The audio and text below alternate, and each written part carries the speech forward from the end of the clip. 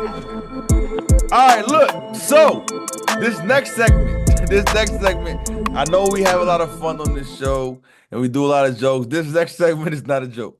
This is Very very, serious. very serious. So, the question that was posed to me by one of my great esteemed co-hosts, am I worried about my Washington Commanders? Am I worried? After we just lost a heartbreaker to Dallas, in which, obviously McLaurin takes it all the way to the house and the kicker misses the extra point. For the tie. Low snap. It is no good. Whatever. So now we're 7-5. We came out the gate blazing with this young quarterback. Am I worried? Short answer is yes. Here's the thing. We have a You're an Idiot segment. I wanted to give it to the Washington Commanders, my own team, because the reality is, okay, yes, missing the extra point was awful. Even the fact that Dan Quinn kicked the extra point in that situation. I know this seems like revisionist history, but I really was hoping we went for two. I really was watching it live, like, dog, can we just go for two? I want to play no games today. The kicker, clearly he on IR now, so clearly he was still hurt. I don't even know when kickers get hurt. I don't even know. Anyway, I'm not even getting into all that. Bottom line is, though, the idiot thing was coming from the fact that at the trade deadline, instead of getting another receiver, we got Marshawn Lattimore. Now, I'm not mad about Lattimore, but if I could have got a receiver, which is the second most important position in football, there you go. I would leave Marshawn Lattimore 25 times. I mean, I probably had to get to like the 30th best receiver in the league before I would decide to go with Marshawn Lattimore, quite honestly. Because right now we have Olamide Zaccheaus, Noah Brown, a third down possession receiver, De'Ami Brown, Luke McCaffrey. He ain't the last name ain't showing up yet. The only two players receiving options we have are Ertz and McLaurin. So am I worried? Yes, because I'm worried because we were looking like a contender. We were looking like one of the hottest teams in the league, and now I'm hearing Colin Coward say nonsense like Bo Nix has easily surpassed Jaden Daniels for Rookie of the Year, and I don't like any of it. Yeah, that is nonsense. It's not easily, but yeah. Like the easily part, I don't agree with. Bo Nix absolutely surpassed Jaden Daniels as the offensive rookie of the year. I mean he hasn't lost. I mean, in his NFL career, he hasn't lost 3 straight. Jaden Daniels, I don't know, my ribs hurt or something. I don't know. But the reason I'm concerned for the Commanders isn't Jaden Daniels' health. He's a tough kid. He's gonna fight through all those nicks and bruises. I'm worried about the Cliff Kingsbury cliff. Like when the season starts, moving on and dragging on, Cliff kind of falls off of himself. Like Cliff, his offensive start getting stagnant a little bit, and I felt that the last 3 games, 4 games. I don't know if maybe it is Jaden Daniels' ribs that's holding the offense back a little bit. I don't know. Maybe that's it.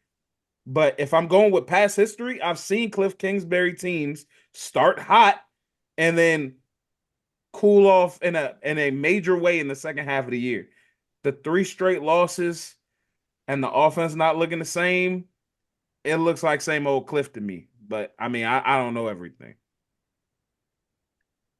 Frank? I don't really know what y'all want me to say. I mean, I know people accuse me of a lot of things, of being a fan of everybody and everything. But watching that game yesterday was really like it was one of those moments where you feel a little depressed, like when you're a fan, because you feel all of the things that and it's like I'm like, this is why I didn't want to be a fan no more, actually. You know what I'm saying? Because I was like being disinvested, If we go back to the beginning of the season, the one thing we were saying is like, and Nell was fighting us on it, but we were like, yo, if Brandon Ayuk wants to come and they got this connection, do that, because I was looking at the roster and I'm like, a little slim pickings at the who he throw the ball to category. De'Ami? Rich Brown, Noah. It's a little slim pickings, and as much as we like Terry McLaurin, you know what I'm saying. you need a little bit more than that. Just a little bit more than number 2 caliber receiver. So I mean, I'll say it like what it is. So you need a guy, especially with a young quarterback who we don't even know. I mean, I know he's a tough kid, but we don't know what the shelf life on that is. You know what I'm saying? You need everything possible. Put him in the best position to win. And like Charlie said, Cliff Kingsbury, his offenses, they start hot and they cool off. And when we were watching the game, I think I said, I was like, I do not like what I see play calling wise. I don't know why it's so conservative. I don't understand what that's supposed to do, how it's supposed to work, and how you're supposed to win like that. So for this team to have decided to see that they had Noah Brown, to see they had the other Brown and whatever McCaffrey that is, you know what I'm saying? Be like, this is cool. And 500-year-old Zach Ertz. I really am not sure at some point in time. It's and then they're like, okay, let's not make this kid run as much. Because I think that's really what it was. The rib injury happened, and they're like, all right, let's cool off on the, you know what I'm saying, on the running him in the power eye, and now it doesn't look the same. But I don't know, man. So, I just know, there's some problems in Washington, but I'm trying not to on them. Am I worried? I mean, I don't really know. I don't know if we can beat good teams anymore. I'm just going to be honest. I don't want to even sugarcoat it. When I look at the construction of our team and I take away the element of surprise and I just break it down as football is like a whole bunch of little mini wars. We always look at it, right? I don't like our odds in a lot of them, and I'm not even trying to be funny. This is me venting to our audience like we talk on the side. Because otherwise I'm Janelle Commanders fan, we're the best. But realistically, right? Because now that we had a fake real shot, I look at things like, okay, our defense is a whole bunch of identity and effort. We don't really have a lot of dogs on defense.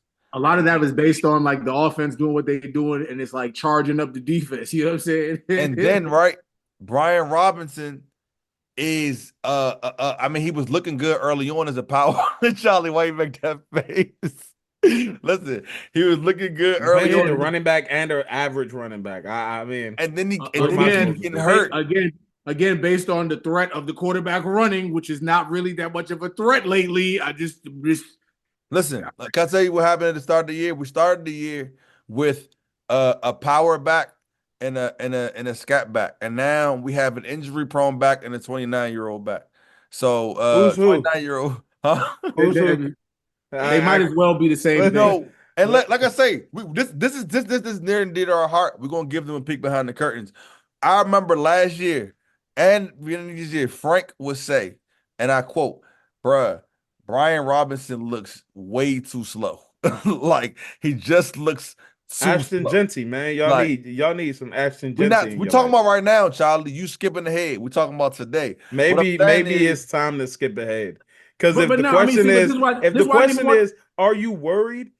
What are you worried about? The Commanders are not real contenders. Right. So you're worried if you thought they were gonna contend for real. But if you just think this is a nice little building block year. That's what it is. Make the playoffs, go home, be the Hawks. This is a great great Atlanta Hawks year. All right, can I be real? This is why Washington deserves this idiot, right? Because I just don't like the shelf life of quarterbacks that they play a certain style of football, right? So it's once you saw Lamar said, watch how you talk, but keep going. Lamar is an anomaly that the world has never seen before, will never see again probably, and has still had some injury bouts in his career. But let's move on from that. Generally speaking, I don't like quarterbacks that play a certain style. And when you started overachieving, because to be honest with you, that's what makes it even more depressing, is because when I look back at it, I'm like, we're 7-5. If you'd have asked me at the beginning of the season, would we be 7-5? I'd have been like, hell no. So it's can I even really be mad? No, but it's then you think about the missed opportunity in this window and even helping the quarterback develop in his rookie year while you're going to be maybe running him more than you should. You know what I'm saying? Because while he is nice and has some of those Lamar-like qualities, he is no Lamar, and you should not use that lightly. He throw better. I feel you. I feel way more. And yeah, exactly that part. And we discussed it. And I said, I'm going to be a fan and turn my eyes off to what it is that I'm seeing. You know what I'm saying? And it's like, that work. Well, you said we discussed it, and now I'm disgusted. Okay, so There you go. that being said, this has been Soggy Nachos podcast. Thanks for listening. Like, comment, share, subscribe, all that fun stuff. Tell somebody about us. should have got Drake May. Yikes.